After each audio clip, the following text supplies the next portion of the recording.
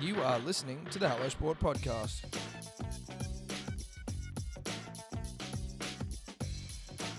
All right, welcome back to the Hello Sport Podcast. Home of unqualified opinion and unwavering bias. Here on a Monday, I believe it is the 19th of July, after another large week of sport. Joining me as always is a man dressed head to toe in a tan tracksuit pant and jumper combo. Edward Simpson, how are you? Feeling great. Like, if there's one thing I'll say about lockdown, it's that it keeps me fresh. Okay, why?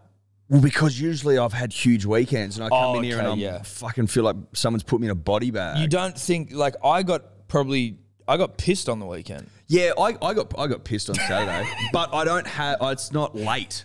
Yeah, it's the 4 a.m., the 5 a.m. that fucks me. Because I actually found on the weekend I was hungover both days. Yeah, Ella was so hungover yesterday. She was like on the couch all day. I'm like, you are a disgrace. Because I Friday night with you, we were on the Zoom watching the footy. Great fun. Manly won. We'll get to it. But then Saturday night did like a trivia night. One of our friends organised like a trivia night with all these couples. It was like the most middle-aged shit I've ever done in my life, but it was fun. How'd you go? That's so middle-aged. I came we didn't win. Okay. Steph and I. Well, that's all right. But it's not all about winning. You know, it's also about the journey and, you know, how you enjoy yourself. But I was bombed by the end of the night. I was on the, slowly fucking couples and individuals are dropping off, like, all right, going to bed. And then it was just like me, Street, Harvey, and Henry at the end, just fucking and you're like half awake, just sipping red wine with the gulls on the background. I'm like, you know what, dude? I've got to get up at whenever Evie wakes up tomorrow, so I'm going to just try and saunter into bed. You got to call it. I get that. Yeah. It hasn't been for lack of being pissed, because I was pretty pissed on Friday night, and then on Saturday I was fucking working margaritas into the ground, so I got there real quick. You're locked down with Ella's whole family, and you guys just all, it seems like a bit of fun.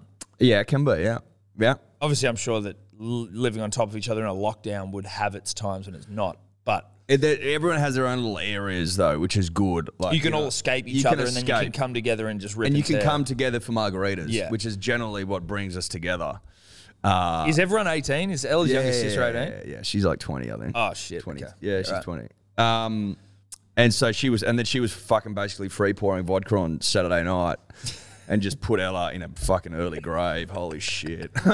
She was blind. And she was a complete write-off yesterday. Absolute write-off. Yeah. Which I don't mind. I don't mind when she's written off. Because I'm left to my own devices then. You know what I mean? I'm like, I can sort of flop about and do my own thing. Yeah, you're like, you just have to swing by, check she's still breathing, and then move on. Can I get, you look like you need some hot chips from Chookers. Am I reading that right? Because obviously I want some. Yeah, but you're like that John Edwards guy who can read like minds of dead people. Like, I'm seeing you need hot chips from Chookers, and you need me to go out and do whatever I want for the whole day. Yeah. Put a blanket on her. Yeah, and get her a Powerade. So that was good. So what do you do then when she's whatever you want? You might sit with her and watch something, but you just kind of I fucking went and did a quiz, laid in the sun, fucking flopped about, watched whatever I want, watch the footy. You know what I mean? Yeah, that's cool. Dave, how's your lockdown going with mum and dad? Yeah, it's okay. What'd you do last night, mate? What'd you do last night? Went on a bit of a date last night, which is good. Hold on, how's this work? Well, there's not much that one can do in lockdown, so we just we went down to a nice beach in Vaucluse around sunset, hung out. Yeah. Really? Now, I don't know if that's breaking COVID protocols, but he would argue he's exercising. You were exercising your lungs. I was indeed, that's true. Good for you. So you went on a little date. Yeah. Okay, and what is this person's name? This person's name. Maybe you don't want to give them like their full name. Well, I'm not going to tell everyone her address. Her name's Georgia. Lovely. Yeah. And how'd this come about? Is this like a dating app situation? It was on Hinge, but she's also mates with one of my mates' misses. So, we kind of knew of each other, and then okay. And so, does she know that you do your own podcast? She does know I have my own podcast. Yes. Yeah. Good. You worked that in nice and early. Yeah, she knows I had to be here early this morning to. Nice. Sorry, can't stay out too late. I got to go back for my podcast. I'd love to stay here all night. Getting to know each other. Yeah. So this is the first date. Second, we went for a walk on Friday or something with my dog, and twice in 2 days. That's hot and heavy. That's 3 hot days, and heavy. I think. Yeah, 3 days. Yeah. Hot and heavy, man. Dude, Friday and Sunday, that's 2. 48 hours. Yeah, it is 48 hours. I guess. Lockdown love, dude. I love that. I love I that mean, for you. might be taking it a bit far, but Well, yeah, but I It's mean, nice like, to- I've yeah, got a yeah. mate whose name I won't mention, but we were speaking to him on Friday as well. Yes. And he is obviously living by himself, locked down, but he basically just started like chonging a bird, to put it eloquently, as I always seem to do. And he was just like, it happened, and then now it's like quite intense because of the lockdown. So they're basically like fucking in each other's pocket for like, so it's only been 2 weeks. Because it was like, you know, there's nothing to do. If you're living by yourself, you're like, fuck, wouldn't mind some company. And then all of a sudden, instead of, you know, all these plans you have, which you now don't, you're just hanging chong. out and chonging and living and loving. Now, it's chilled for him that he's got a place to himself where he can. yeah, you can't, whenever, you can't do anything. It's of hard that working nature. around both of our parents' houses. yeah. So obviously you're on the dating app, you're on Hinge, you said. Yes. What's your like go-to fucking icebreaker? God, I would love to do a review of your Hinge profile. Do you have like- one? I- Most people have one, don't they? Not like I don't really have don't one know. because on Hinge as well, like you get a lot of kind of like information or like prompts from people. So they'll say like, you know, there'll be little things like, oh, like my most controversial opinion is this, my like weirdest flex is this, like my son. They give you like little things, then you write a little message on your profile. What's yours? Try to Yeah, find that's what I mine. wanted to do here. This is where I wanted to get to. Okay, this is what we're doing. Yeah. We are doing this. Yes. All right. Do we, like, you won't like, you'll just read it to us as truth, right? You're not going to Yeah, I'm not gonna lie. I couldn't Okay. make shit up on the spot. So like, there's a bunch of pictures, and Yeah. then you get Yeah. like 3 prompts. How many So pictures have you Yeah, got? give us the fucking phone. Let us look at it. You can just scroll from top to Okay, bottom. with the dog. Yep. You and your dog, dude. That's not a negative. You just love that fucking dog. Together we could disappoint our parents. Oh, okay. Oh, wow. Like that. That's DYOR. Okay, what's that? It's a nice, that's up a at- nice is that beachy Palm shot. Beach or something? I think that was Whale Beach or Palm Beach. That's very nice, though. The blue is extra blue. It The looks like, social cause I care about, the revolution. oh, dude. Well, that's Antifa. Well, it's something that's like lefty, but not so specific that it's gonna like alienate. Some Yeah, that's people. it. Like, he could just be a bit of fun, but it's also when she actually gets to know him, it's like, oh no, this guy's Antifa. And if there is someone who is pro-revolution, they're like, oh, Damn. yeah. Dating me is like biting into a raisin cookie and realize it's chocolate and then realizing an hour later it was an edible. I don't mind I that. don't Where'd mind you get that. that from? I think I saw it on some meme or something. That's I was funny like, because That's no one good. likes raisin cookies. They suck. No, well, dude, if it's not in a Sultana brand breakfast, you can fuck off with raisins with the greatest Yeah, respect. yeah. Sultanas belong in Sultana brand. That's and it. That's it. That's it. You used to get those little boxes of Sultanas though for at school. no, I didn't mind them. I didn't mind those. A little box of sultanas. But that's a Sultana by itself. Yes. The only thing you would put a Sultana in is Sultana, brand. And a Sultana's by himself is like, I come here for Sultanas. I know a lot of the time Sultanas are snuck into shit. Yeah, exactly. Raisin toast, fucking salads and shit. Hey, look, a Sultana on its own terms, I'm comfortable with. But a Sultana who's dressing himself up, As- trying to sneak into the party, I'm like, mate, Get the fuck out. fuck off. You're barred. You're barred. A lot of animal stuff shows that he's got a caring side. He's Yeah. with a fucking I think that's a hedgehog. hedgehog. Yeah. Sure. What's a hedgehog? That's a hedgehog, dude. One of those cafes in Japan I went to where you can hold down. Oh, dude, sorry. From this distance, it looked like he was holding vodka lime sodas. Okay, so you've got like 3 sort of quotes. He's a podcaster at Batuta Advocate. Well, I am. See, I tell you what he's done there is actually he's cut us out of his whole Hinge profile because he's going with Batuta, who are He thinks yeah, he's more like well this known. is gonna get me more action than the biggest podcast in Australia, Alice Sport. Wow, dude, how's the disrespect from this little How asshole? about that? Okay, Someone's not getting paid today. podcaster at Batuta. If you change Advocate. that to your actual employer, you fucking. You might actually. You well, might- I mean, he well, does you go are on a date, getting in some, but fairness. like you'd get more. I You'd get mean, way more. it was. At what point did you realize we were going to see that and be grossly offended? Was there any point where you were I like, actually didn't. Or did you forget that he put it on there? I forgot about it, and Brazen like as once fuck. you kind of scrolled past it, brazen I as was like, fuck? okay. Podcaster at Batuta Advocate. But you're not, Okay. though. You're not though, are Well, you? I kind of am. Well, yeah, but you're not. I think I am, Ah, well. as far as I'm aware. Producer at. Yeah, look, obviously, I can barely look at him now. I'm so fucking. No, I know. I'm so fucking. I'm hurt gonna wear by my that. hat like this. Yeah. I think for the rest of the show, the hats are down. Do you want me to go record my bit just from the bathroom? Hard in the to other room? fucking Yeah. Fucking leave. Get out. All we've done for him too. I know, dude, and he won't even use us to try and get action. That could have Wear been the short ball for you. Know, you. I'd be happy to change it if it'll help your feelings. But Nah, fuck we you, don't Dave. want to change. Nah, That might fuck have been you. initially written when I was being paid by Batuta, but not being paid Nah. here. We don't want the change. No change there. No change. The damage is done. The damage is done. Podcaster at fucking Batuta Advocate. Shout out to Batuta. Shout out to Dear Batuta, friends. Clancy Errol, dear friends. In fact, they are dear friends. We might have to get him to sack Dave after that. Where were we? I'm fucking rattled now. I've just lost 2 jobs in one Yeah, week you for a have. You've Hinge just lost 2 profile. jobs in one go. Yeah, rattled, Dave, date, Sultana's fucking can eat a dick. But Dave on a date, I think, was the main one, which is nice. I'm happy for Dave. Yeah, I'm happy for you too, mate. Thanks. Is this first date you've been on in a minute? In a minute, yeah.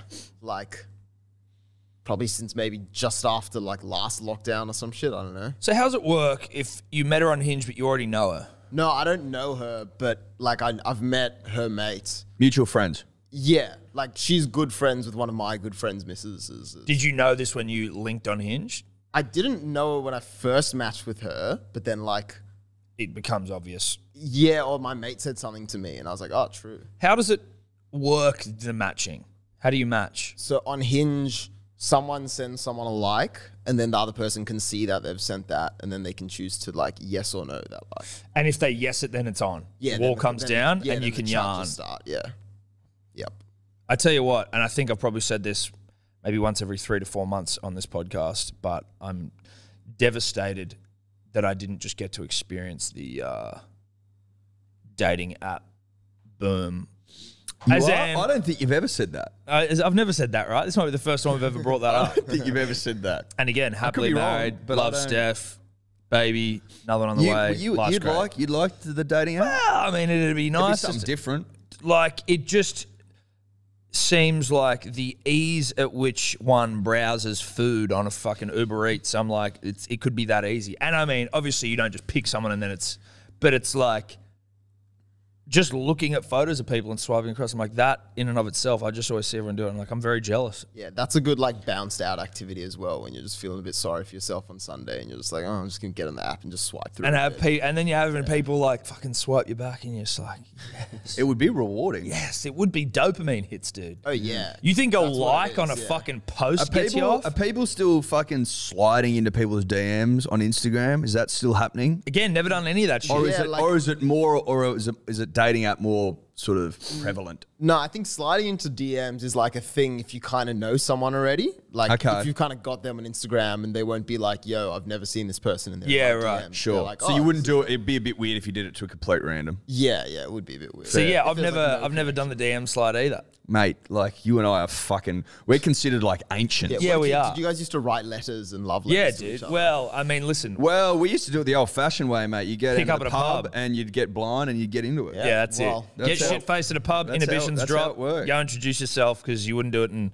Yeah. You Do you want wouldn't do to it go solo. get a drink, and then all of a sudden you're hooking up by the ATM machine. That was actually the most challenging thing about this current couple of dates that I've been on is that there's no alcohol involved. Yeah. Because there's no bars. Well, you just got to get hammered at You gotta get hammered at home. You got a pre-game, baby. rock up to Get the yourself date a like, bag of goon and fucking work it into the ground. Goon OJ, Yeah. and then Although stumble down to OJ the can beach. lead to indigestion, so solo was also Solo also a good option. okay. But either way, you will have diarrhea the next day because that much goon is not good. especially if you know it's Tom. Now, that's what we'd do. I'd pre-game, Bo. Yeah. I'd pre-game. Okay. Just take our advice. Go to the park fucking blind next time. She'll like it. She'll love it. She'll love it. She'll be like, oh, You this should warn is her nice. that that's what's happening. Yeah, you let her know. Even maybe get her to bring her own goon or bring some for both of you. You have goon before and then go bring leftovers. You know what? Nothing screams romance like a half-empty bag of goon. And don't bring the box either. The box is tacky. No, the box is tacky. Take it out. Just have that. And then, as you know, once you finish it, you blow it up and you guys can sit on it. Or use it as a pillow. That's good. That would be helpful because my ass is a bit bruised from like sitting on a park bench and so. His ass is bruised from sitting on a park bench. I mean, in the context of that date. Yeah. Not just No, I get from you. sitting down on a park bench in my leisure time. Just want to also just reiterate, Dave, break no laws. No, Dave broke 0 laws there. It was fine because you're allowed to meet one person out for exercise. Yeah, and he was doing dips. Dips. Yeah, yeah, exactly. You should see his tries right now. They're fucking massive. He's fucking swollen They're up. glistening. Yeah. Should we talk some sport? So obviously we did Origin with Kempy last week. So we've already given our thoughts on the fact that it was that we lost game 3. Yeah. Look, if you want our thoughts, you go back and you listen to the podcast we did during the Game. game. But we did lose, and probably the loss we needed to have. Look, sometimes you got to come on in here, you got to take your licks, mate. Well, we were just getting like maybe too big for our boots, in the sense that we are the greatest Origin team of all time, and it's still a record-winning margin. But it's like, relax, it's still Origin footy. I think. You know what? It pains, like, part of me, it pains me a little bit to say it, but it's the truth. In some ways, it's way better for next Origin, because it's like, for next year's Origin. Because imagine if we'd gone out there and put 60 on them again. I think the Queenslander would lose hope because they're fickle and they're weak. They lose hope real quick. Like, we maintained hope for fucking 8 years. The Queenslander loses hope after a game and a half. Hope pours out of my fucking pores, mate. Yeah. You know what I mean? Pours out of your pores. Oozes out of your pores. Yeah. I do think as well, Eddie, you and I are often critical of halves in general. The game is won and lost by the halves. But I actually don't think Mitchell Moses and Jack Whiten were that bad. No, they weren't that bad. They weren't Nathan Cleary and fucking Jerome Luai. No, they weren't. But they weren't that bad. No, they weren't. Well, you're exactly right. They weren't those two halves. Now, I still have some thoughts, Tom, around why Tom Trbojevic, the best player in the world, didn't get the ball for 60 minutes. That was something that you and I obviously had some gripes about. Like, you know, Tom seemingly having to do all that he could. He looked like an explorer on that field trying to find the fucking ball. Like, okay, ball not coming out here for some reason. I'm just going to go find it. Like, the work he had to do just to go like try to Indiana find Jones, that ball. mate. Yeah, exactly. Looking for fucking seed. Swinging Magic through seed. temples and shit, trying to find the ball. Trying to get it. Now, he eventually finds it. 2 fucking serious line breaks. One where I just wish he hung onto it. I think the state wished he hung onto The it. show and go. See We you, said it. Ponga. He doesn't, even though he's obviously fucking good, it's almost like he doesn't realise how good he is. Well, he doesn't get high on his own supply. No. And that was evidenced by the fact that there was 2 opportunities where if he just backs himself as the fucking 110 kilo, 6'5" thoroughbred that he is, I reckon he scores a couple of tries there. The show and go, thanks for coming. And then also when he grabs the ball and he threw it back, when he jumped up for it, he could have just spun around and put it down, I think. Or even just transferred from one hand to his penis, wrap it around. And exactly. He's got a few levers to work with that maybe... Onto the T1, try time. Give it to the T1. First bloke to fucking hold a seating with his Hog. Johnson. Yeah, now, obviously he won the Wally Lewis medal, so, you know, much deserved. It could have gone to fucking a few players, though. It could have gone to Trell as well. I think it could have gone to Trell, but I mean, Tommy more than deserving. Absolutely. Do you think if Trell had got that kick, he would have got it?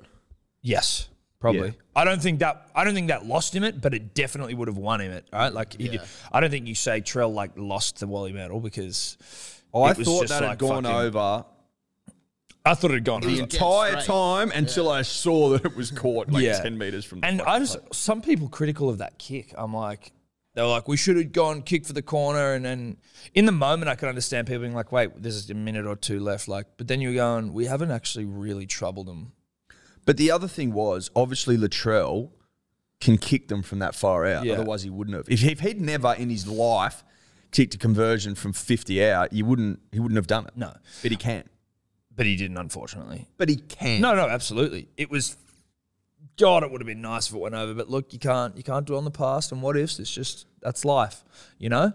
That's just life, Eddie. It is. Congratulations to Queensland. It was a good win. Your side looks a lot better with Ponga at fullback. Doesn't it? Fuck me, Dad. And Ben Hunt, he's a fucking weapon at 9. Ben hates playing 9 apparently, but it's like, listen, Ben, you're fucking good at it, dude. So I feel like you might just need He's to keep playing 9. always been unbelievable in Origin when he plays at 9, I think. Yeah, or I mean, he's just unbelievable whenever he plays in rep teams.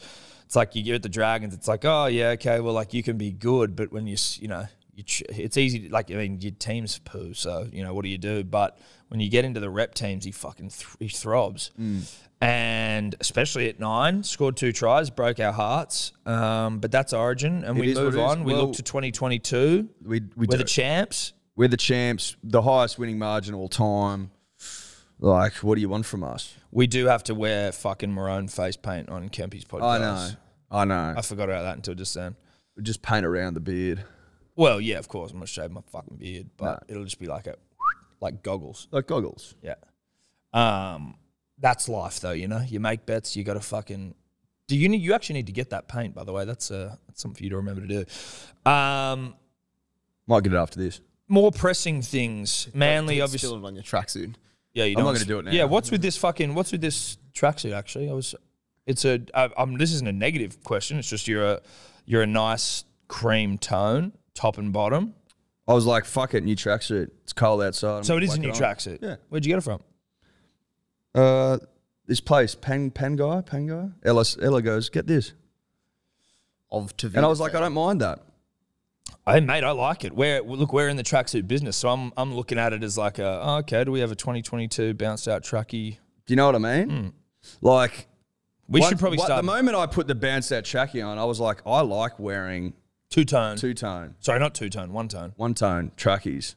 Bounced out really fucking invigorated me in that way. Yeah. No, I'm into this is what this is. No, I can respect that. Look, we've got more things on the horizon in the Put it this way, punters and dribblers. Tom and I planning on taking over the fucking merch game. You better fucking believe it. Yeah. We've got some designs in the fire, baby, that are going to knock your socks off. Yeah. We're fashion moguls as well. Sorry, added another string to our bow. Whoops.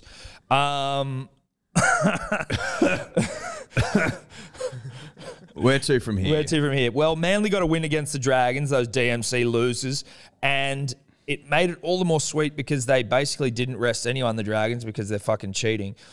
If you look at a team like Manly, right, we had 5 or 6 players out with injury that we just have to cop because, injuries are injuries, right? There's nothing you can do.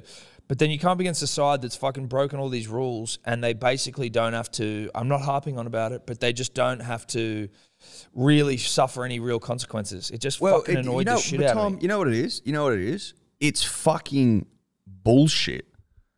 The NRL should have made them serve their bans the first week after they happened. And if they lose the game or they can't field a side, fucking stiff shit. Of course you could have fielded a side if you'd wanted to. You got a 30-man squad and we're talking about 13 players out. You would be able to find fucking 17, and then they gave him concessions anyway. They were signing blokes from other clubs. Yeah, for 3 games. For 3 games. So there were options that you had, but to be able to spread out these bans and fucking, we'll drop this guy here and we'll drop guy there, it's not, you're really missing the fucking point. Yeah. They should have been punished. Everyone would have seen it. It would have been very tangible. Yeah. Oh, okay. The St. George Dragons are fielding an under-20 side here. Why? Because they all fucked up. You can see the result of poor behaviour and you're letting down the entire club. That's the point of a punishment, not don't worry, you can still field competitive This isn't sides. Tom and I sitting here salty because we fucking won. So obviously we don't give a shit. We're just saying that, I don't really understand how they've been punished at all. No, it's bullshit. But that's all right. We move on. What we don't move on that far, though, because we still have to cover the game that was Manly v the DMC Dragons. Now, Josh Schuster, first game back, still blind as a bat and ripping and tearing. The confidence that dude is just, the increase in his confidence. He's been out for 5 or 6 weeks to come back and be in the halves because DCE was rested. And he fucking ripped. He got man of the match. He set up a couple of tries. I think he had 3 try assists or some shit. He was shredding. I'm like, oh, dude, this hit guy's about 12 fucking no-lookers. Boom, boom. Dude, well, he passes worse if he looks in the direction where he's passing. That's right. In that one for Kieran's try, he had 2 no-look passes to set that thing up. Back-to-back. Back-to-back, vibe man, blind tries. So, look, I mean, Schuster, Olakuatu, and Jake Trbojevic, That's the best back row in the comp. Yes, I think so. Has to be, right? Has to be. Name me a better back row. We'll wait.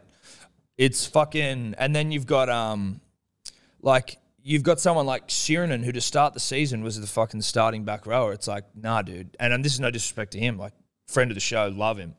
Oh, Manly. no, this is no disrespect to Curtis. But like, the way Ola Kawatu has ripped and teared this season, going from like a fringe first grader to... as Matt was saying to us before, Brandy said that if our buys were different, he would have been that 20th man for the Origin. Think about that. I've been saying he's a Queenslander, and I've been mistaken. He is a New South Welshman, and he's huge. Well, it's Christmas come early, figuring out that he's from New South Wales. Yeah, that is Christmas come early. Christmas in July. That's Christmas in July, Tom. Now, Kieran Foran, who was obviously skipper on the weekend with DCE. Congrats, Skip. Good game. One of the great footballers all time, one of the most well-spoken gentlemen all time. Did you listen to his radio interview that I sent? I did on 2GB. Now, continuous call team. Kieran was asked the question, as many are, about Tom Trbojevic and the form he's in. And he explained that Tom is he's got the footy smarts of Jonathan Thurston and Andrew Johns with the physical presence and ability of Greg Inglis and Latrell Mitchell. Yeah. Blended together. So if you've ever been sitting at home going, geez, who is Tommy like? What's he sort of, how would you be able to compare him? That's how. Yeah. Oh, I'm sorry. If you'd like to throw in a teaspoon of Andrew Johns and a sprinkle of Jonathan Thurston and then a healthy dollop of GI and a smattering of fucking Latrell Mitchell, you've got yourself one of the great cakes all time. Yep. Put that thing in the oven, comes out, and it's just a huge Tommy knocker. Huge. Cake for days. Cake for days. You'll be eating that cake forever and ever and ever. So more to that, he said that I'm pretty sure he's the best player he's ever played with, Kieran. He did. He's the best player he's ever played with. And he said, I've played with a fucking lot of handy players. He's played with shitloads of handy players. Well, he played in that 2011 side that won the comp. Yes, he did. Which was dripping in alphas. So the fact that he's saying that, it's fucking quite a statement. But beautifully puts it into perspective. Played with Roger Tuivasa-Sheck as well at the Warriors. Did. Played with the Prince of Brookvale. Brady Stewart, Glenn Stewart, Chock Watmo, fucking... Killer. Shoulders. I could go through them all, and I will. Steve Menzies. Glenn Hall. I actually don't know if he played with Glenn Hall. He might have moved on to North Queensland at that point, but he would have been a junior. So Manly up to 6th. Manly up 5th. Back into 5th. No, because the Roosters won. So back to 6th. So are Roosters 2 points ahead of us? No, we're on a... Yeah, they must be because we're butzing them on for and against. Yeah. So we moved ahead and now we've moved behind. But that's so. all right. So there's a theory around like how the top 8 works in terms of like what's more beneficial to, let's say, a Manly who's not in the top 4, but for a team like Manly who plays on vibe and positive energy, right? And vibe. If we win. So in the way the top 8 works is the top 4 play each other, 1v4, 2v3, and then 5v8 and 6v7.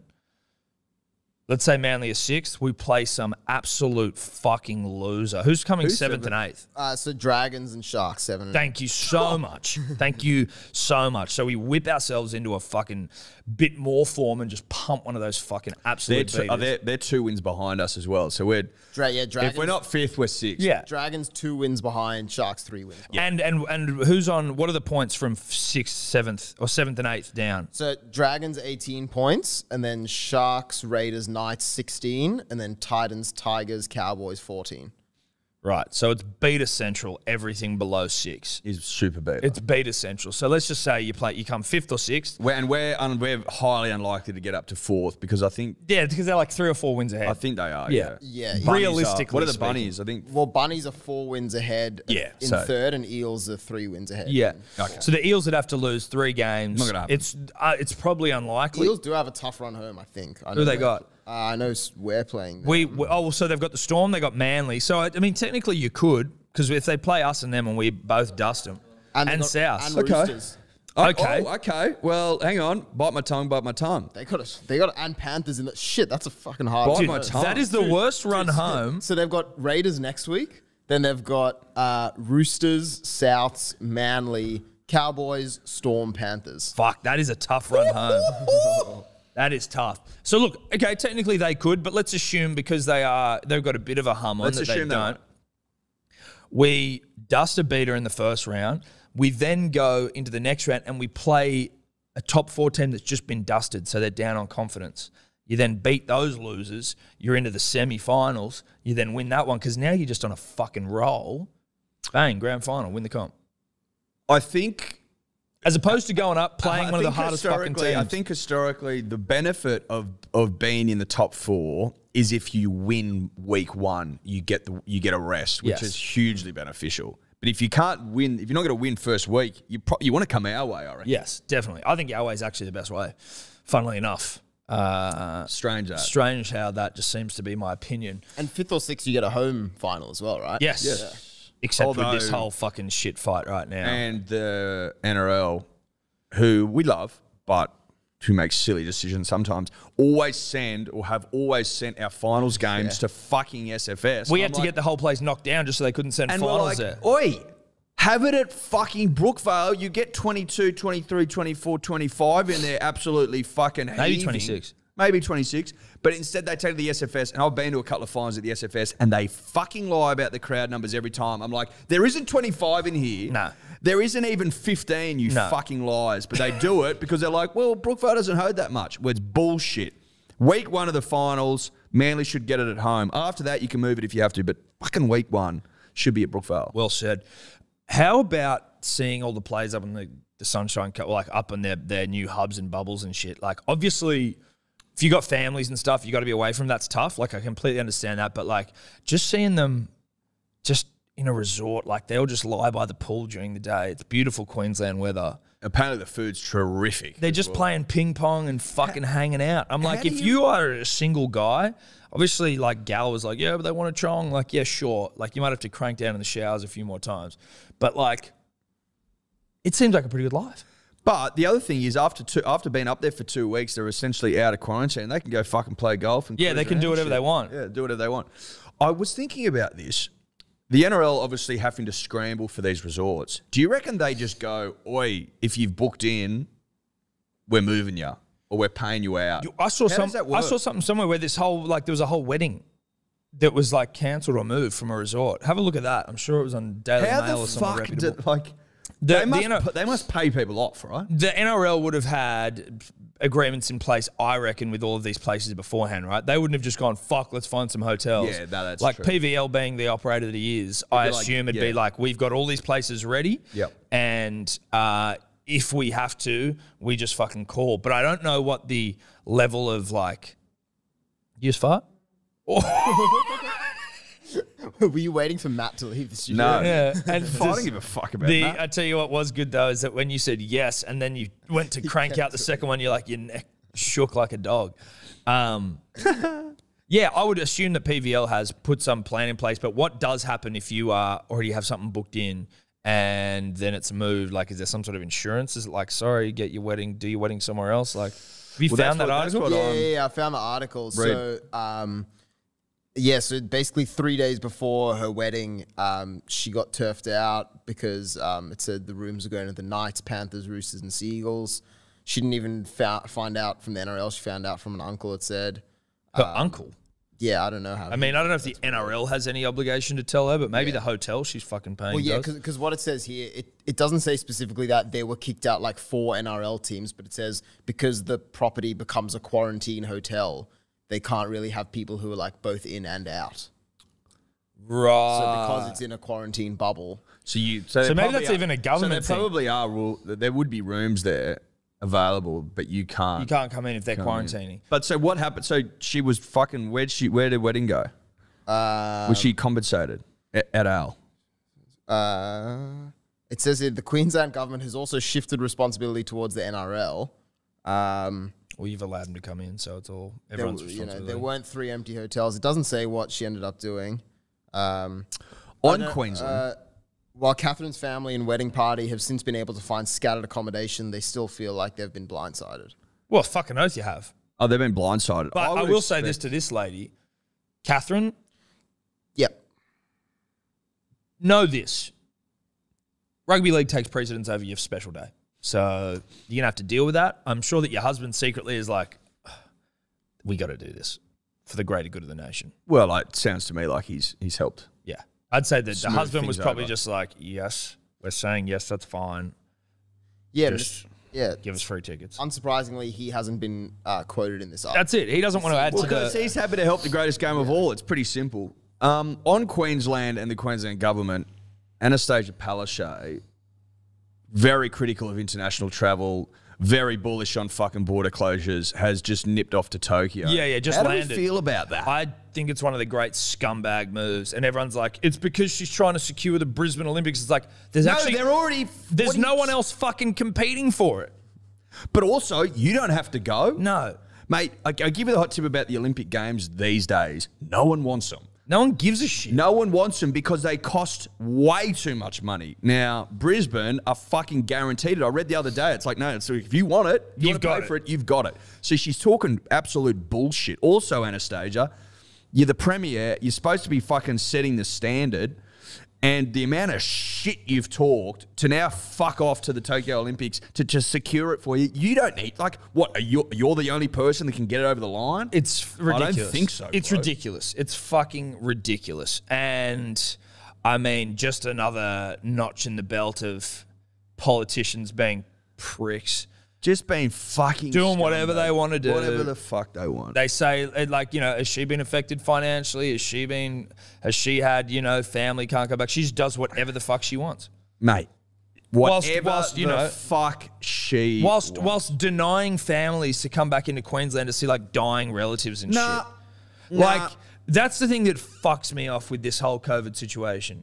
And, you know, cue tinfoil hat rant. Not really.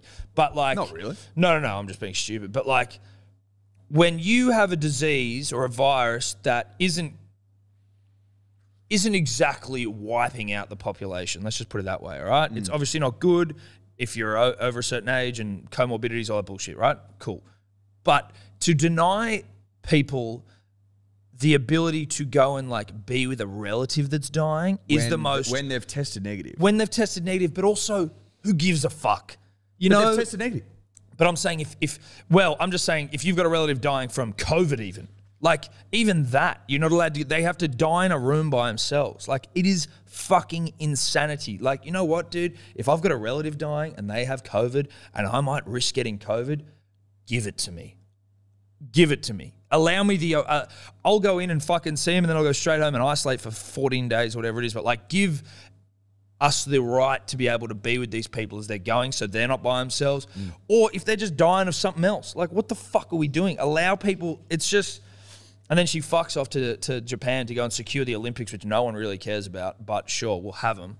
And I'm sure we'll spend a fuckload of money on it that could also be redirected to other things that are probably, you know, more important. But And then also the government's fucking like happy to fly in Caitlyn Jenner and that Bro. other chick for like Celebrity Big Brother or some shit. yeah, oh, sorry. What are we doing? I'm sorry. We aren't actually going to allow your husband, who's been stranded over in fucking Spain since the pandemic happened, we're not going to allow him back into the country to help you with your fucking disabled son and, you know, your single parent.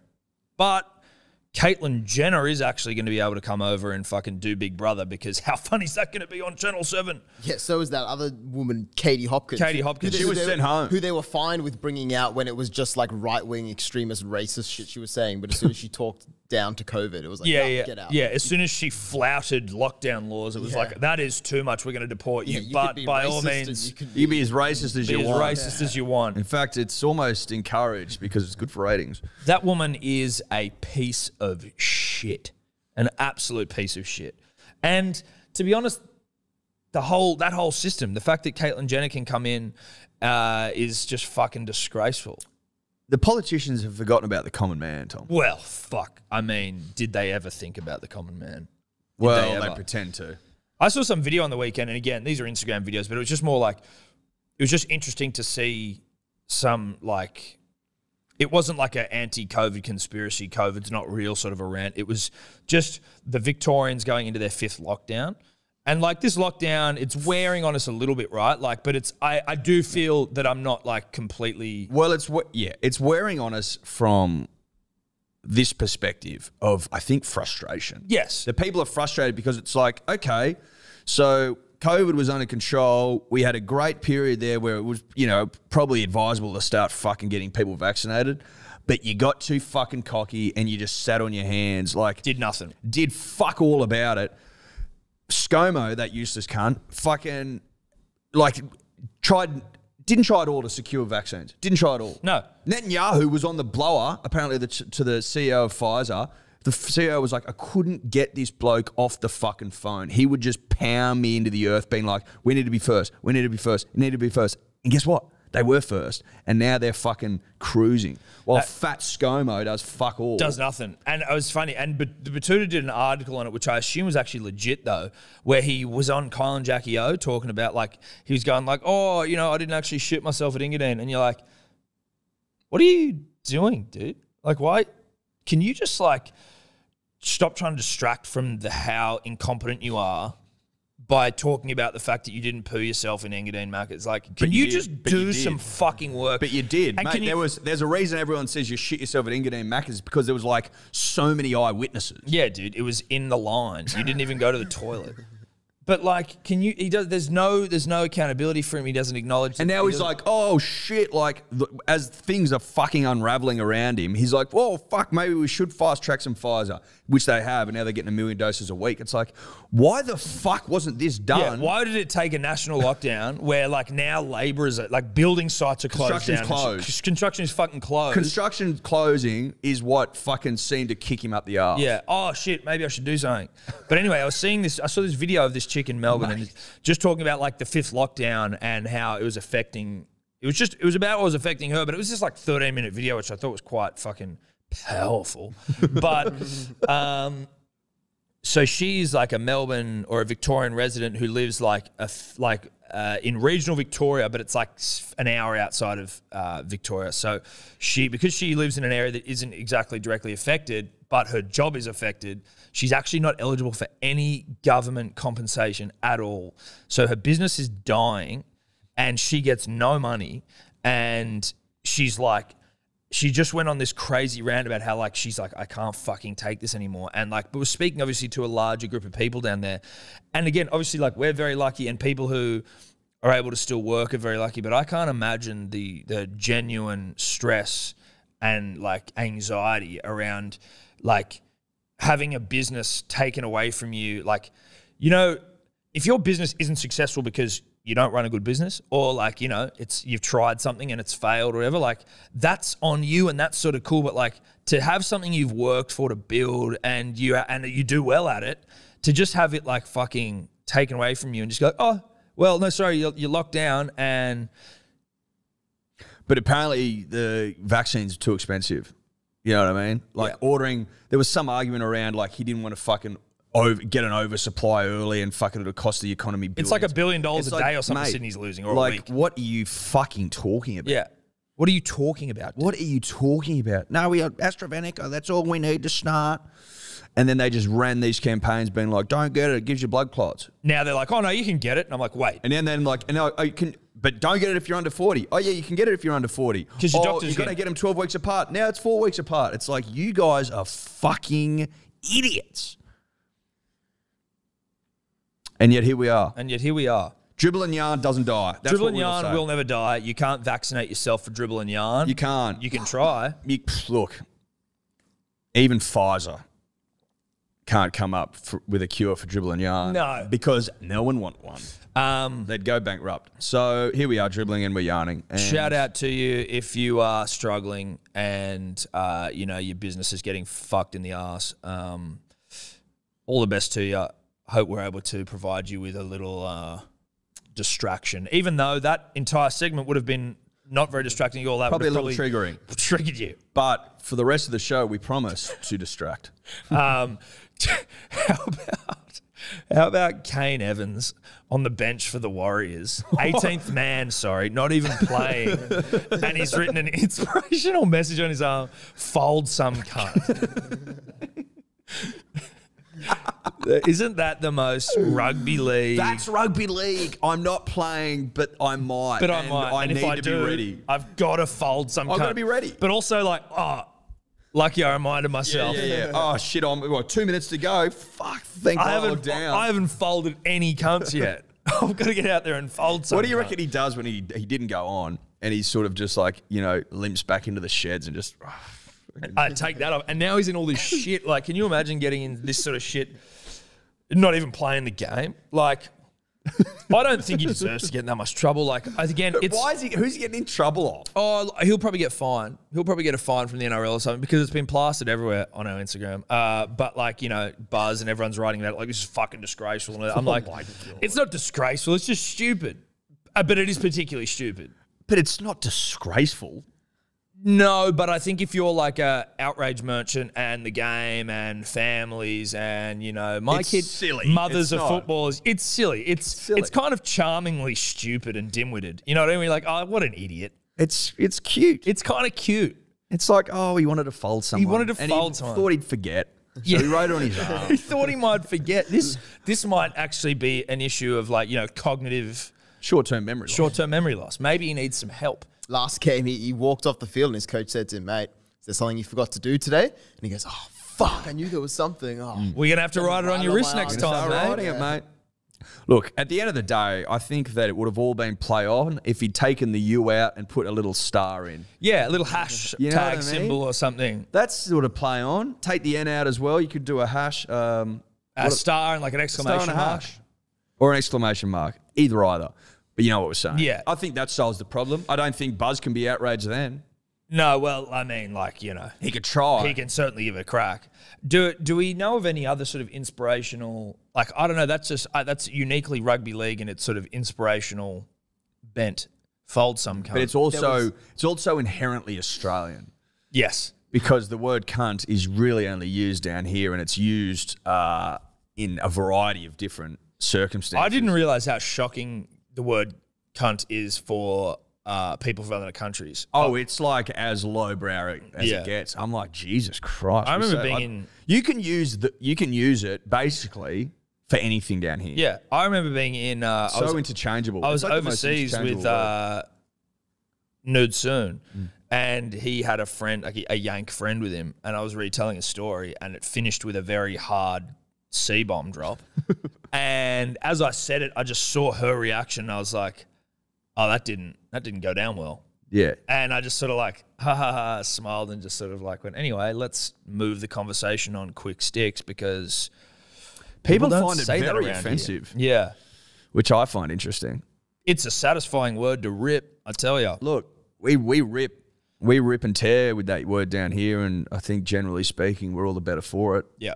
Exactly. Fair to say? Yeah, I think it's because now we've got funny fucking headlines like "fold some cunt" written on someone's arm. Fold some cunt. 18th man. Yeah, it's brilliant. It's fucking brilliant. I love it. Have you got anything there for inspirational rugby league quotes today? What are you doing? What are you tip-tapping? No, I'm trying to find if there are any other people who have got in trouble for writing something on. Matt Lodge did.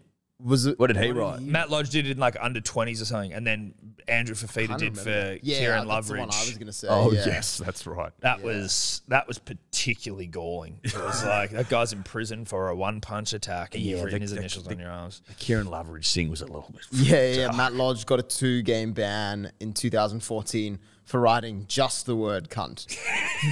Oh, that's better. So that's rugby league. Yeah, that is. But just writing cunt on your arm. It was an under-20s origin game. Yeah.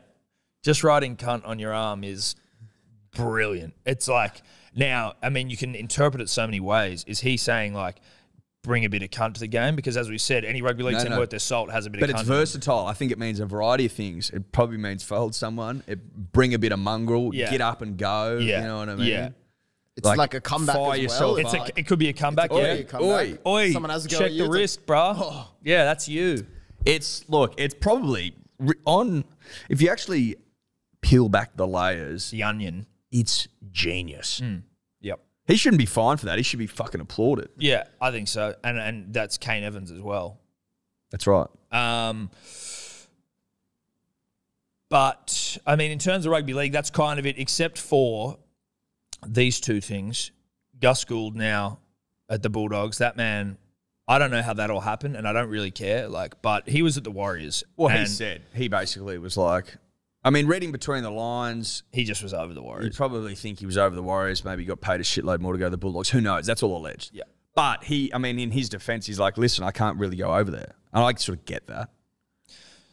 Yeah. Like, it's an easy excuse. It's an right? easy excuse. It's a an great easy out. excuse. It's a great out. Whether It's or not me, it's you. Or it's Yeah. not you, it's me. Yeah. It's like, well, I can't get over there. I need my feet on the ground. Yeah. I need my hands in the soil. So I need to get speak. my hands in the New Zealand soil, and if I can't do that, how am I meant to pull out the bloody the carrots? How can I get the weeds out, and Yeah. how can I plant down some roots, some roots. some roots that are going to grow into trees so we can flourish as a club? Yeah. I get that, but it is interesting to me because I actually, in some ways, prefer that Phil is going to the Bulldogs because now we can see how legit of a motherfucker Phil is. Like, if Phil fucks the way that he tells us he does or that he has in the past, Yeah. it's going to be very interesting to see. And Phil talks a big game when it comes to rooting, and now we're going to see. but I mean, he Jesus Christ, he laid some pipe in Penrith. He did so- lay pipe. He's laid some Penrith pipe. Yeah, he's laid some Penrith pipe. Whether or not he can lay it in the Bankstown region remains to be seen. But if he can, good Lord, you start thinking about a bloody strain of the year gong, don't you? He is well, I think so. I don't know if we were talking about this on Friday night, but I would say he's the most influential, most powerful figure in rugby league. If you think about it like this, PVL is in a position that is not permanent, like as in, he may be there until he wants to leave or, they change. There's turnover in that position. Or the board goes. There's no turnover in the position of Gus Gould. He just is whatever the fuck he wants to be in rugby league. He's a commentator. He's a club supremo. He's always going to be part of rugby league, whereas the officials are sort of in and out. They hop between different codes and do whatever they want. Any official that comes into the game of rugby league needs to have Gus on their side. Has to. If Gus doesn't like you and you're coming in trying to get like fucking shit done, Good luck. good luck. Like, Gus goes, we need a centre of excellence out here in Penrith, and no, we won't be paying for it. The government will. And then he just goes and wines and dines and shakes hands and kisses 69? babies. Huh? Is he 69? Of course he does. Of course he does. He does what needs to be done, Tom. Yeah. And the 69, particularly in government circles, really moves the needle and gets things fucking done. Well, it's a scratch my back, I'll scratch yours. Yeah, exactly. Well, we're scratching each other's back, but whilst we're But it's scratching, I need money. I need money. Yeah. And it's not your back I'm scratching. Yes. No. Well, you can if you want. You can do both, actually. You can be can. scratching the back while 69. That's it. So he gets the fucking Centre of Excellence paid for by the New South Wales government, and they're now knocking out talent the likes of which you rarely see. Yep. So whether or not he can do it at the Canterbury remains to be seen. I will say this. I'll be shocked rather if they've got as many outside backs as they do currently in the next couple of years. That'll really shock me if they hang on to them. Well, so if their backline right now, without halfback, you've got Matt Burton at 6 probably. Then you've got Brent Naden in the centres, maybe. Fullback Matt Duffy, wing Josh Adokar, wing Nick Kotrick. So then you've got one other centre spot to fill. Will Hopewadi? Have they still got I think- Corey Allen next year? Corey Allen, maybe. I think you're probably saying to Will, time to go. Time to go. I think rocks, bruh. Will's over the hill. That's just me. And I bet you he's still only, what was Will, 19 in 2011? So he's probably like 29, Will. Oh, sorry, I was looking at... No, that's I was looking all right. at more Bulldog signings. It'll be interesting to see where they go. It'll be interesting to see where they go with Gus Gould in there, who he's 69s, and sort of how that all plays out. But They've got Kotrick as well. yeah, I said Kotrick on the wing. Kotrick, yeah. Yeah, and Duffy. Yeah. Anyway, whatever. Who cares? Because they're the Dogs, right? They did all right against the Bunnies last night until Lachlan Lewis fucking tackled. What do you reckon Cody Walker said to him? Nothing that bad because Lachlan Lewis was smiling the whole time. I don't know. Probably that you shit. Who knows? But that was just such a bonehead move. Mate, ridiculous. And they scored 8 points in like the first fucking 10 minutes after half. Yeah, and then they would have lost by like, well, maybe it ended up being 13 plus, but it was pretty close. Like if they hadn't fucked around there. It was 8 points that they lost by. There you go. Yeah. Well, there you go. Dumbass. Dumb. Trent Barrett just sort of, I hope he slapped him. But I think that's rugby league. You said you had 2 things to talk about. that was it. Phil Gould, Lachlan Lewis. Okay, cool. I don't know if there's anything else. Is No, there that's fine. rugby league wise? Guys, Dave, Matt? Some good celebrations. Nah. Oh, well, with the celebrations, actually, we've got one more week of Manly to fucking get us a Timmy Cahill celebration. Obviously, we lost to the Raiders the first week we asked for it, which was tough to be celebrating it all then. On the weekend, we could have done it, but I feel like maybe they forgot. They've just moved up to Queensland. It's turmoil. This week, we need a Timmy Cahill from a Manly player, please, so we can donate to Mossy Masoi Foundation, which we'll probably have to do anyway because we've already spoken about it, and it'll be rude if we didn't. Timmy Cahill celebration. But we definitely will if we get a Timmy Cahill celebration. Yes. Playing the Tigers, so it should Come be on. tries. Make our weeks. We're in lockdown. Make our weeks. Yes, make our week. Make the week of the punter dribbler. A Timmy Cahill celebration for the Mossy Masoi Foundation. Do what's right. Do what's Do right. what's Do the right thing. That's rugby league. Do the right thing. Do the right thing. Eddie, in some news that I think could be the biggest and funniest and weirdest, but my favourite news of the sporting year, I think, potentially. The Tokyo Olympics, in a bid to stamp out the transmission of the COVID contagion, have made, and Dave, I'm going to ask you to DYOR just to confirm that this isn't bullshit. They have made all the beds in the Olympic Village out of cardboard that can only hold the weight of one person and basically crumple under any sort of real movement, thus making them Chong-proof. See, I heard you put this up and you told me it's legit. It's so hard to believe that is fucking... What happens if you... Roll over. Well, what if you had two light people getting into some work? They both weigh 50 kilos each. That's 100 kilos. And you got some big fucking weightlifter there who's 120. And it just crumbles under him. He's just sleeping in like a pile of boxes. Is it true? Yeah, it's true. So it was kind of tweeted by an American distance runner who had obviously got some sort of... See, a distance runner's not going to have any dramas sleeping on a cardboard that's what bed. he said. So he said, beds to be installed in Tokyo Olympic Village will be made of cardboard. This is aimed at avoiding intimacy among athletes. He goes, beds will be able to withstand the weight of a single person to avoid situations beyond sports. He says, I see no problem for distance runners, even 4 of us can do. But then, so it also says in this article, blah, blah, blah, the beds are 100% cardboard and recyclable and all that. Cool. They're still distributing a bunch of condoms to the athletes as they do at every Olympics. This year, they're only giving out 160,000. They gave out 450,000 in Brazil. And Olympic officials have said, our intent and goal is not for athletes to use these condoms at the Olympic Village, but to help with awareness by taking them back to their home countries. Oh, okay. So what did you bring back from Japan? Oh, condoms, as if they're not available. Yeah. You can buy condoms fucking everywhere. Also, if you think for a second that you've got the most finely tuned athletes on the planet, that they can't just fuck anywhere. Like, you've got gymnasts there that can like stand on their hands for like 45 minutes and like literally hold themselves at right angles and shit. You don't think someone could just prop himself up against a wall and then just like fold over? You ever heard of a shower shag?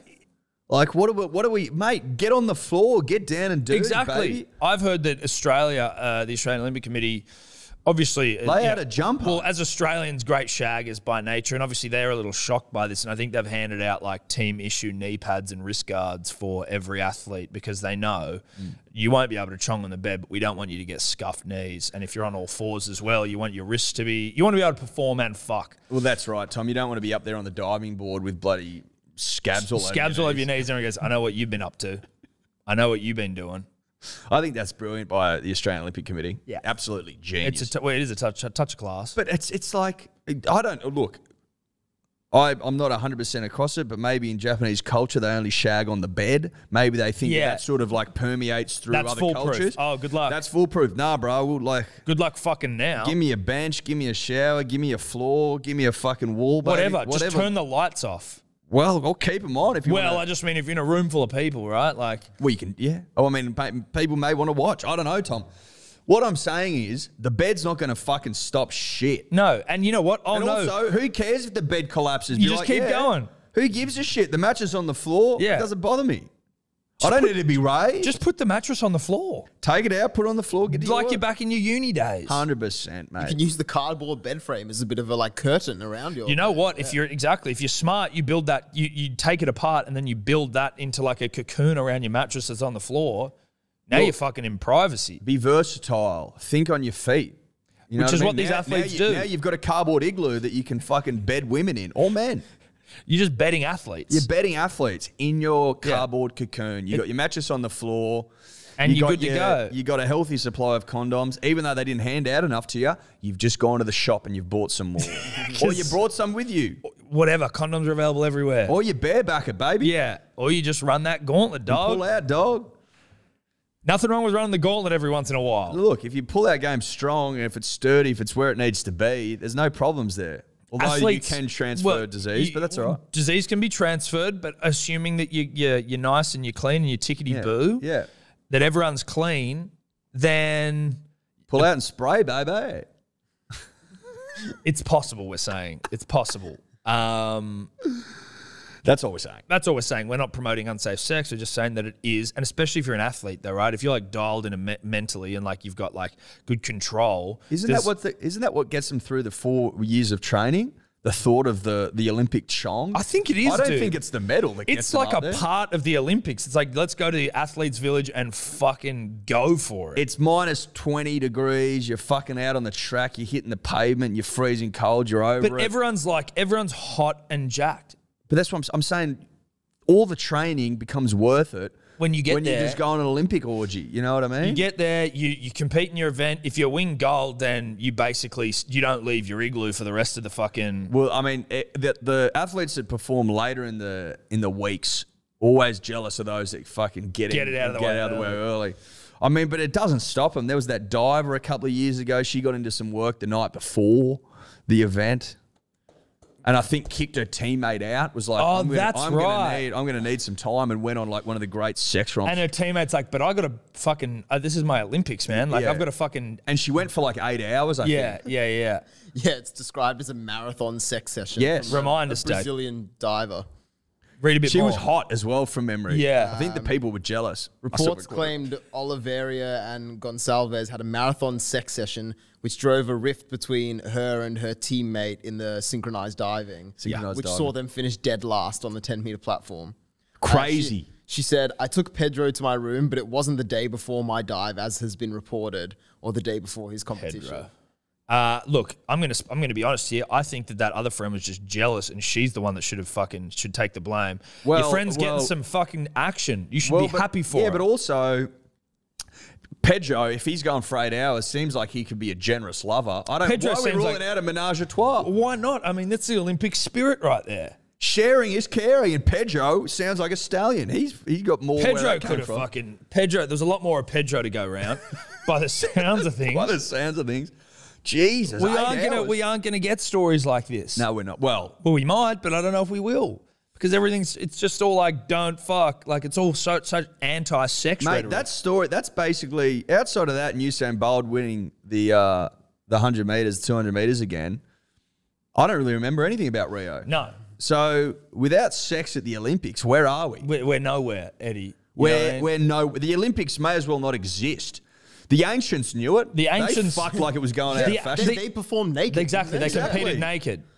Sometimes, like you'd celebrate with a root, wouldn't you? Yeah. There and then. The relay, the 4x100 used to just be that you used to just grab the baton of the bloke who was. Well, there was no baton. You had That's to what penetrate. I mean. No. Well, you just grabbed it, and then once you touched it, you were then able to go. You just had to prove that you'd grabbed it, and then you could had run. to grab the junk. Yeah. Yes. So it wasn't actually a transfer of baton. It then became a problem, I think, when they just, there were some people competing that didn't have batons that were able to, like, they weren't substantial. You needed a substantial baton. So then there were people in there that were quick but didn't have a substantial baton. They were like, we need to now modernize this situation. That's right. Also, it was considered unfair by maligning people with small batons. Correct. That's what I mean. This guy's like, I'm fast as fuck, but I got a tiny baton. Yeah. You want me in the team, but obviously it's hard for you to grab my baton. Yeah. Why do batons look phallic? Yeah. Why? They used to have knobs on them. They and then did, yeah, changed the and balls, design. but they were like, "This is overkill. This doesn't seem Well, like it makes sense." it quickly became evident that it was unnecessary. It was unnecessary. Let's And just hollow this thing out. It was a tradition that died out, Yeah. unfortunately, and now you see the modern version that we have today. You do see though, like I think in the Olympic Museum in fucking Athens. The first phallic battens. The original phallic baton that was used at the first modern games. Yes, Tom, exactly. In 18... 1896, I think. 1896, Yeah. Dave. Thank you. Yeah, I think that's when it was. the phallic baton. The phallic baton, Yeah. where it was like, okay, this is the first time we've taken it away from just touching the dude's dick behind you, and now you're going to run with a penis, basically. That's right. A baton, but it was, knob and ball. Because the ancients did it the proper way. Correct. Now, I guess what we're saying, punters and dribblers, is that unless the athletes are given a fair and equal opportunity to get their rocks off, To Chong. I don't see this Olympic Games being particularly memorable. Now, obviously, it's been delayed already. There's not going to be any fans. It's Two athletes tested positive already in the athletes. It's village. an I think absolute it's more this morning. Oh, really? Yeah, there Oh, was a God. British tennis player this Bro, morning who it's tested just positive like as well. the place is dripping in COVID. And the Olympics, you can tell, you're saying like, it's such just a business, the Olympics now. Like, it's not the spirit of the Olympics, especially when you're trying to remove fucking, but like the Olympic spirit has been, and the soul has been ripped out of these fucking games, specifically the ones in Tokyo, where it's like, clearly this is not safe to go ahead, but there's so much money tied up in TV rights and shit, they're just going to do it. Well, no, but I think they need to get their money back. But are they going to? Yeah, but that's in TV rights, right? You would No, assume? but I'm saying Tokyo has spent billions on fucking infrastructure. They can't, and they need to be able to get some of that money Yes, back. exactly. But so that would, but do they make that much No, money they don't back? make The any- Olympics make the money. The Olympic No, but committee they would have come to an agreement. The Olympics would, because they've got no fans, they would be getting more than they usually would. Yeah, surely. you would assume. Surely. But like, it's just, you can't fuck. No one's going to be there. The craziest thing about it Everyone's is, got COVID. like, no one for knows me- it's on. No. No, barely anyone knows. When that does it start? The opening ceremony is on Friday. Bullshit. Yeah, this Friday. And how does that ceremony even work in an empty crowd? they still just walk through and walk around. That's what I mean. waving to no one. Oh, that's a good point. It's so they'll probably have like fucking. They might go the cardboard cutout route that we had in fucking the NRL last Oh, season. yeah, just have all the fake people in the stands. remember that? Yeah, I do. That lasted not very long at all. I tell you what, you're starting to sort of understand why, like, your curiosities, even Ben Simmons and shit, like, where they just go, you know what, like, nah. Novak Djokovic is going, of course. Yeah. Like he took such a big, I don't know if I'll be able to. I don't make know it. if It's I'm like, going to fuck. do it. You're doing it, you loser. Shut up. Shut up. Did we even talk about him winning Wimbledon? Yeah, we did. Nah. Fuck Novak. What were you saying though, David? I was just gonna say it's crazy for me that Japan is like not even arguably in a worse position now this year than when the Olympics was originally meant to be held. They are worse now. Yeah. Like, Oh, really? Is it- yeah, so it yeah. is worse like now? the COVID situation's gotten worse there. Like they were okay now. It's like fucking bad there. They just probably didn't. Like last year, it was still up in the air about like how bad is it. Yeah. Now it's like, well, we can make these things work. That's what's crazy is when you see all these lockdowns and shit, and then you go, yet they're still going to hold an Olympics in Japan and send all these people over there, and there's like COVID in the village and shit. Like if there's COVID in a city, they shut it down in Australia. Like, you know, like Melbourne, right? 16 cases or whatever. Again, not anti-COVID. Well, I am anti-COVID, but you know what I mean? Like they're still sending fucking athletes to go compete even when there's COVID in the fucking village. It's still going ahead. It's fucking oath it's going ahead. It's crazy to me. But I'll watch mean, it. Look, I'll watch the it's fuck good. out of It's it. good lockdown viewing. Yeah, it is good lockdown viewing. And we've got a really generous timetable in terms of I think they're only 2 hours behind us, Tokyo. Yeah. So like we can live. We can rip and tear. It's not like Rio where everything's at fucking 2 in. That was ridiculous. You had to Wasn't wake that up and annoying? watch fucking So Usain Bolt I'm sprint. stoked on the time scale. Thing. Yeah. Time zone. time zone. So I don't know where we're at as a nation. I don't think there's been nearly enough promotion of our fucking gold medal hopes. I'm fucked if I know who they are. I don't know if we've got any. Swimming, I'm assuming we've got like... Kyle Chalmers, is he Yeah. still a fucking He's shot? won a gold before, so you'd assume he but has was to be a 18, gold so hope. he'd have to be a fucking Some hope. chick broke the world record in the backstroke recently. We've got a very legit 1,500, 5,000 and 10,000 metre runner, Mick Sweeney, I think his name is. He's broken every fucking record under the sun. He's legit. He's a hope of sorts. It'd be good to see another track medal, Tom. Yeah. They're few and far They between. are few and far between. Surely we've got some sailors that'll clean up a couple. We always sail Surfing well. we could do. Julian Wilson and Yeah, shit. no, Sally Fitzgibbon is coming Yeah. in. Oh, yeah, the women. We're no chance in the men, I don't think. Yeah, doesn't look like we've got many people. Owen Wilson and Julian Wilson. Owen Wright and Julian Wilson are both our representatives. I don't see them beating fucking The Brazilians. Is Toledo as well? Is he? I think Brazil might be Italo Ferreira and Medina. Sorry, who did I say? You said Toledo. I don't think you got the spot. And then America, I think, is John injured? I don't know if he's going. Interesting. Anyway, Look, we'll get there. the later big on. takeaway is that they're trying to put a fucking halt on the Chong, which we're not happy with here. We don't support that. Support the Chong. Pro Chong. We're pro Chong, always will be. Yep. Now, Eddie, the Wallabies, famous win on the weekend in what was a fucking great game of footy. Obviously played France. It was a tough game of footy. The series was close, dude. Every game came down to the wire. 100%. Every single game came down to the wire. And like, it wasn't made easier by the fact that Korobidi was sent off Well, in the that's- first 10 yeah. minutes in the worst call I've ever seen. It was a bad call, but it's also like the red card was a bad call. Of course it was. But the tackle he did still hit him in the head. So like I get it that rugby has draconian fucking really far. Well, they're not draconian. That's like past old school, I think. Yeah, Look into draconian, but yeah. but they're just very like they're almost too progressive. Where it's like this shouldn't be a red card. This fucks a game, and he should be maybe a yellow. But he folded him in half, and his head moved forward. Yeah, the French guy was a soft little bitch who played up to it, right? He did. 100%. He did. But I get by the letter of the law that something needed to happen, but a red card is fucking ridiculous. But so that's in the first 10, 15 minutes. And then you think, okay, game's over here. And if it was against anyone else, it probably would have been. And if the Wallabies hadn't been so fucking stoic, it should have been. It was the most stoic performance I've seen out of the boys in gold since the Wales. Remember the Wales pool game at the Olympics a couple of years ago? We had 13 men at one stage. World Cup, you mean?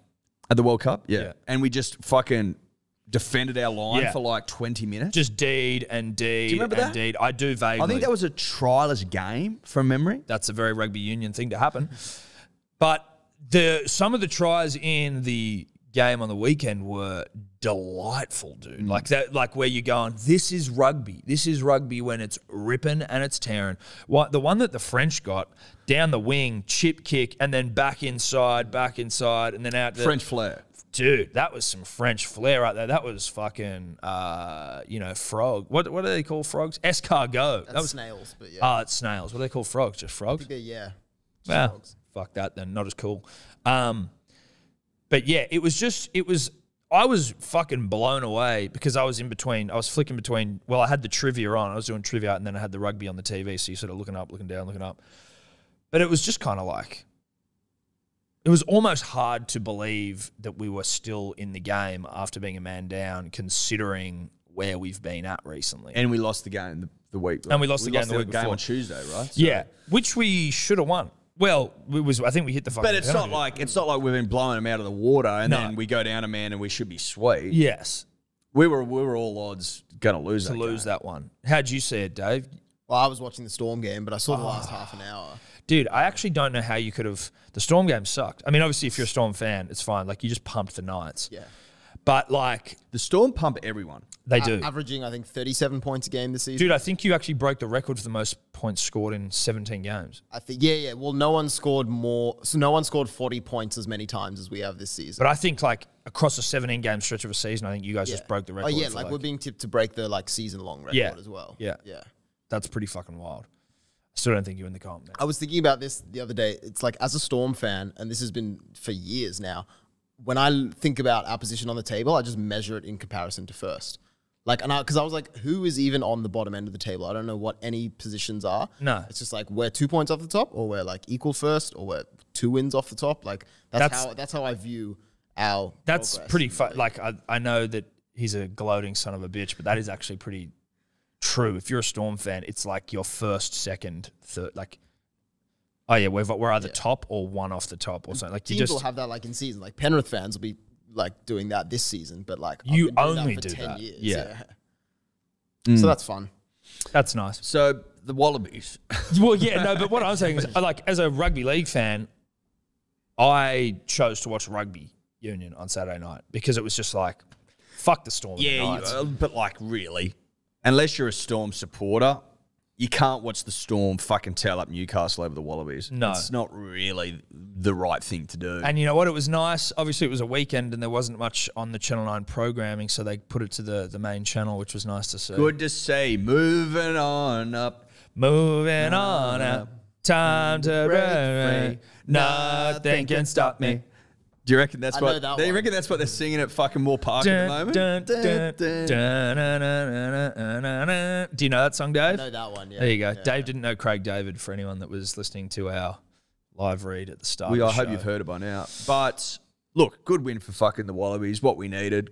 Healthy crowd at Suncorp. I think they got at 35,000, Yep. 37,000, something like that. So I was also going to address, Eddie. So some dribbler, we put up a post of, it was Taniela Tupou celebrating after the win. It was like, fuck, famous win.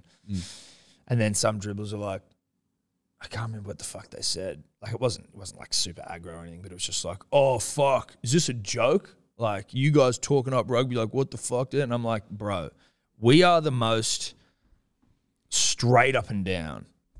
The tell you who the losers are the ones who suck off rugby and then don't acknowledge when it's bad. I was like, yeah, dude, we celebrate the wins and acknowledge the fucking bad days. We acknowledge the losses. Or, you know, we're not going to sit here and fucking say everything's good, but when something is good, we absolutely are. if something's good, we'll say it's good. If something's not good, then Then we'll say it's not good. That's pretty simple. That's just as straight up But and I down feel as like you we can have be. to explain that every time we talk about the Wallabies. I know. Like, if that isn't known by now, then fuck, mate. You're either new or you're hopeless. Yeah. It's one or the other. But it was a famous win, and famous wins need to be celebrated. We now turn our attention to our friends over the ditch. Yep. I am nervous I'm bullish on the Wallabies after about that it, one. but I'm bullish. Yeah. Nervous but bullish. Yes, nervous. You're but always bullish. nervous when you know you're a shot. Yeah, because that's when the stakes are because up. we dare to lift the blade once more. Yeah. There's nothing wrong with being nervous as long as you're bullish. If you're just nervous, then you're no chance. You no chance. Dave, you look like you're saying something. No. Oh, well, this camera's got 2 minutes left on it. That's okay. That's fine. No, that's fine. When is the blood slow? 7th of August. That's also what Ooh, not Okay, far at all. That's not far at all. I tell you what, if you're nervous and you're also bullish, it doesn't help to sprinkle a little momentum on top. Okay, we've grabbed the momentum, we've grabbed the ascendancy. Yes. I think New Zealand are So fucking we've nervous. got a sprinkle of momentum, nerves, Yep. but we're also bullish. Yeah. So What you roll that together? What do you get? No, you don't get a cornflake biscuit. no, you don't. You get a bless. You get a Bledisloe Cup, Bicky.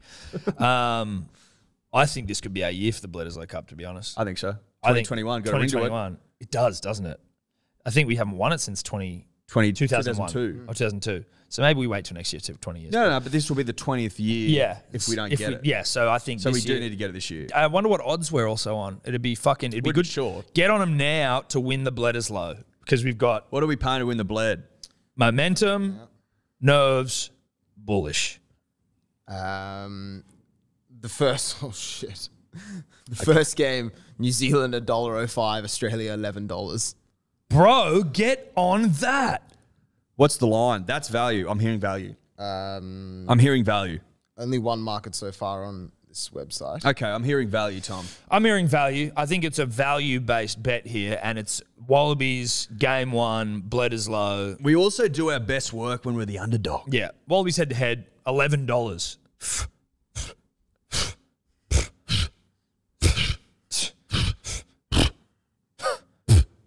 Eat it up. Eat it up with a spoon. Get your spoons out. Spoons out. Spoons out. Eat it up. Go the Wallabies. That's rugby union. Could you two just not talk anymore?